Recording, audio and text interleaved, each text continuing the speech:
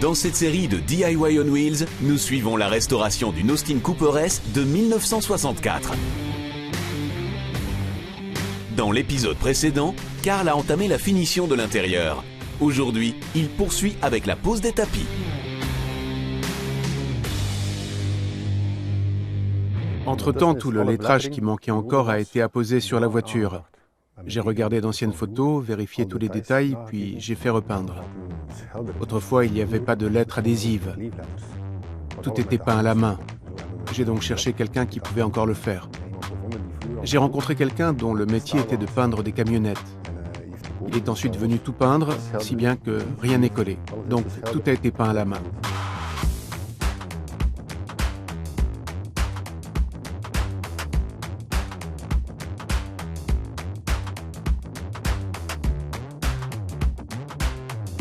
Tout est donc conforme à l'exemple et aux détails que vous pouvez voir sur les photos.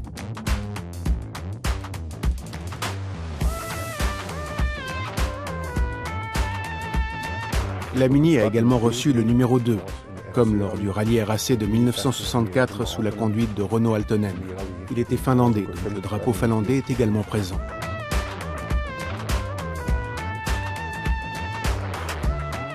Ce qui manque encore maintenant, ce sont les plaques de rallye.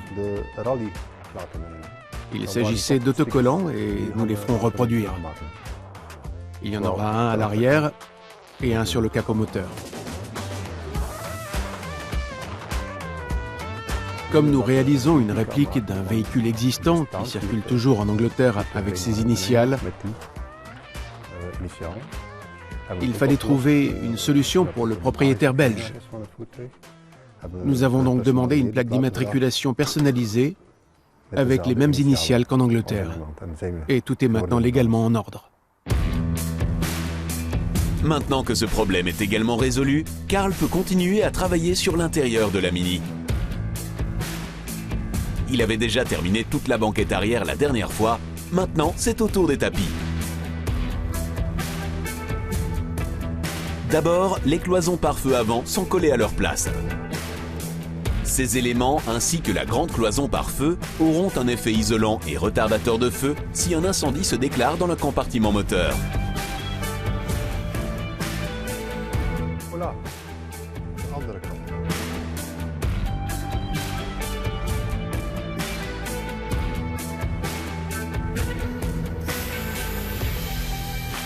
Carl utilise à nouveau de la colle de contact en aérosol. Il doit l'appliquer sur les deux surfaces pour une bonne adhérence.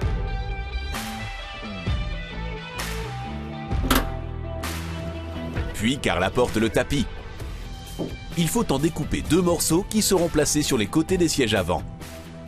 Il n'y aura pas de tapis là où se trouvent les sièges proprement dits.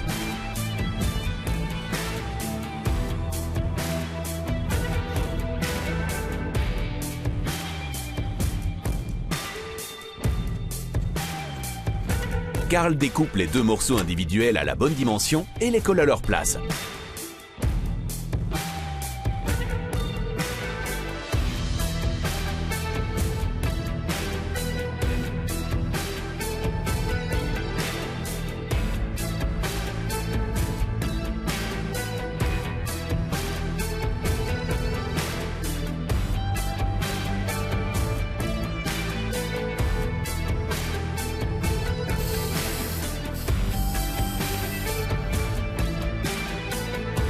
Il utilise des serre-joints pour les maintenir en place.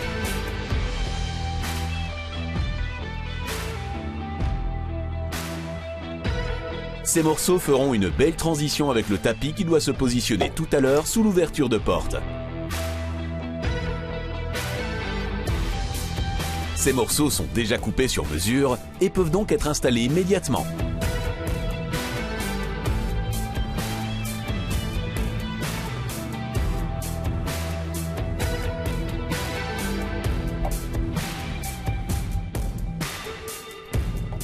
Lorsqu'ils sont en place, le tapis peut être posé à l'arrière. J'ai d'abord terminé les côtés, puis je peux poser le tapis à l'arrière. C'est plus facile.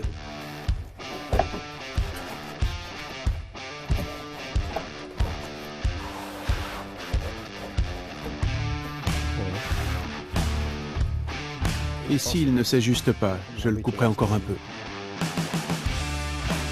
Ce tapis n'a pas besoin d'être collé, mais il est bel et bien important qu'il soit bien ajusté. Karl marque les endroits où il faut faire des retouches.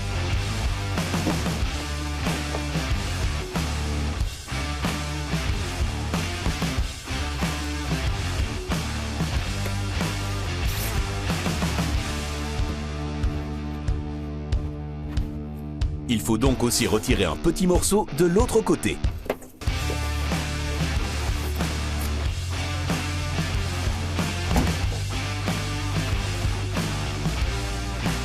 Puis c'est au tour des seuils de porte. Ils permettront d'éviter d'endommager le caoutchouc des portes lors de l'entrée et de la sortie de la voiture.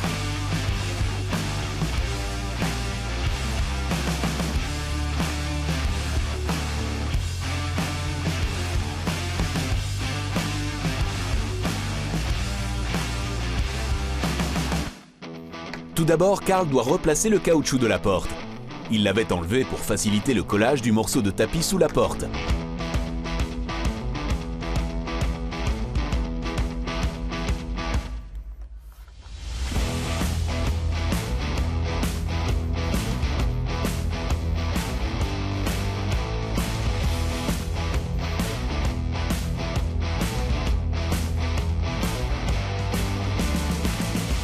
Le seuil de la porte passe ensuite sur le caoutchouc de la porte et sur le tapis. Une fois qu'il est en place, celui-ci maintiendra tout solidement en place.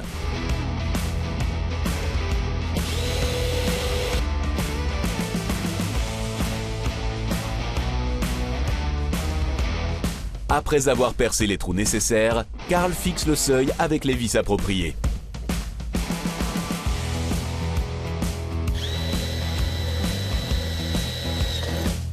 Celle-ci se situe sous le caoutchouc, mais traverse bel et bien le tapis pour se retrouver dans la carrosserie de la Mini.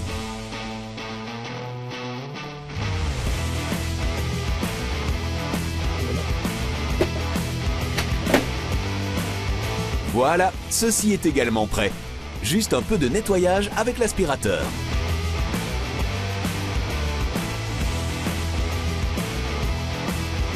Et puis Karl pourra continuer à travailler sur les finitions de l'avant de la voiture dans le prochain épisode.